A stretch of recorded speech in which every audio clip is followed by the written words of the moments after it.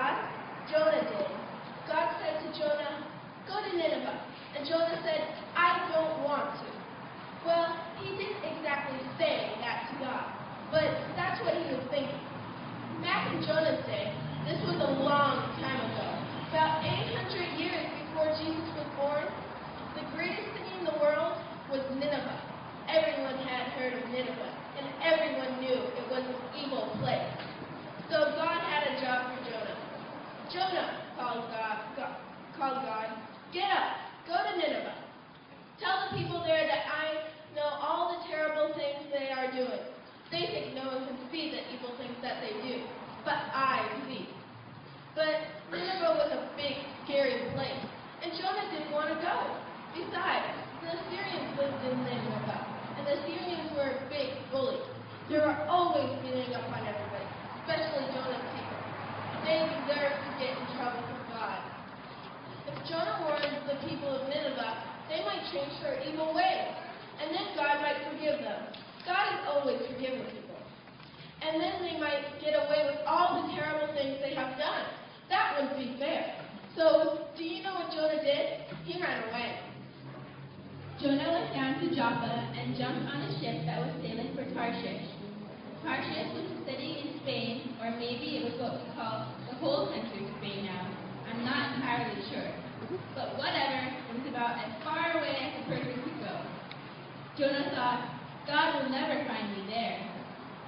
But God knows where every gnat, ant, and bug on the face of the earth is. He knows when a mosquito lands on your nose. He knows where it came from and where it goes. Of course God would know where Jonah went. So the ship put out to sea with Jonah hiding from God below the deck. But God wasn't going to let Jonah get off that easily.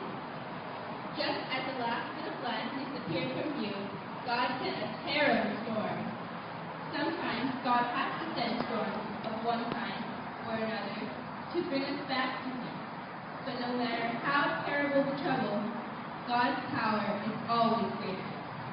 God is always with us, sometimes in amazing ways. Jonah was about to learn that. It was the worst storm the sailors on Jonah's ship had ever seen. The sky turned black, the winds roared, rain shoveled the sailors' faces, wave after wave, lifted the ship high into the air, and sent it crashing down again. The sailors were terrified. They were sure their ship would break in two, and so they started grabbing all the stuff they didn't need, throwing it over the side to keep from sinking. Meanwhile, below the deck, the one thing they really needed to throw over the side was asleep below the deck. It was Jonah. The captain crawled down under the deck and shook Jonah.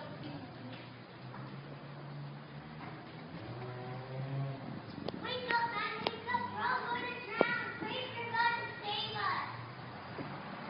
Above the deck, the sailors were fighting the storm with all their might.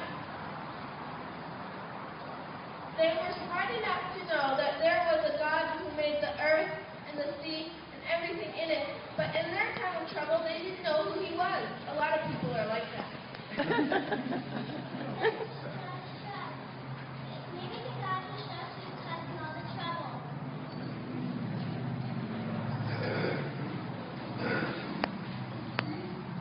It's me.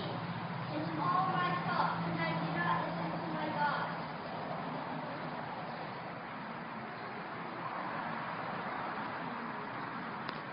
My name is Jonah.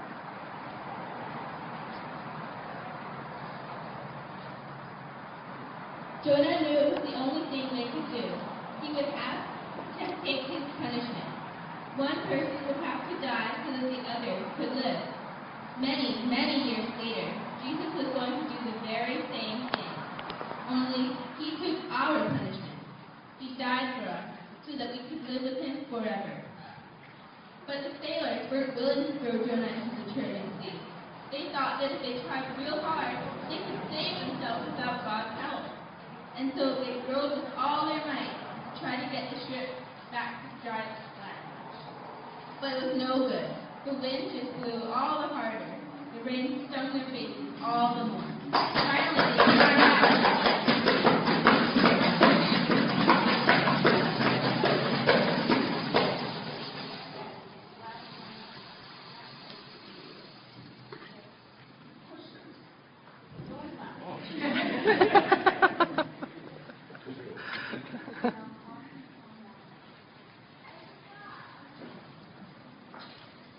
At once the wind stopped, the waves rolled away, and the sea became as smooth as glass. Now those sailors knew who the real God is, the God who can calm the sea. Meanwhile, Jonah was digging down into the cold, black water. But Jonah couldn't get away from God that easy. Even down in the deep, dark sea, God was with him. And so God sent Jonah a fish. Not a fish sandwich for lunch, but a big fish, and Jonah was the lunch.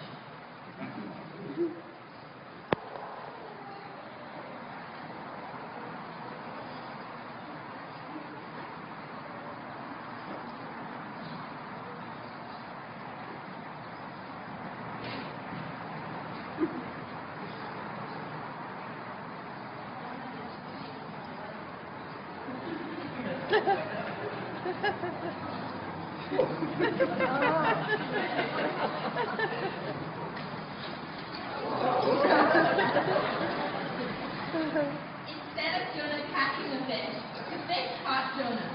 God seems to have a different idea of fishing than we do. For 3 days, Jonah sat in the dark, wet, smelly belly of that fish. But he was alive. So Jonah prayed. When I was in trouble, I called to my Lord, and he heard my prayer. Even from the belly of a fish, in the deep, dark sea, God could hear my voice. The water swallowed me up, seaweed wrapped around my legs. And then I remembered my God. I called out to him, and in his holy temple, he heard the sound of my cry. My God saved me, and so I will give him an offering of thanks. I have made my vow, and I will pay it, for our God's sake. Then God whispered to the fish, and the fish spit Jonah out onto dry land. That fish was probably glad to get rid of bony old Jonah, making all that noise in his belly. Jonah spent 3 days in the belly of a fish, stepped out alive again, just like Jesus would spend 3 days in the belly of the earth and step out alive. How great and powerful God is! Then God said to Jonah, "Okay, Jonah, get thee up. Now go to Nineveh." This time, Jonah went the right way. Nineveh was a big city. It took 3 whole days to walk all the way from one side to the other. It had walls all around 100 feet tall, and so wide 3 chariots could ride side by side. That is a big city. Jonah walked into the center of the city and shouted out, "In 40 days, God is going to destroy this city you think is so great." Now that's not the kind of thing people want to hear. And Jonah must have thought that no one would pay much attention to him. But Jonah was in for a surprise. The people of Nineveh listened to Jonah. The evil there must have been so bad that everyone knew they couldn't go on like that. They needed someone to show them the way out, and Jonah showed it to them. They could turn to their loving God. And so, from the greatest to the least, they got rid of their evil things, just like sailors threw overboard the things that were making them sink when they were in trouble, and begged God for his forgiveness. When the king heard of this, he didn't get angry as you might have expected. Instead, he tore off his royal robe.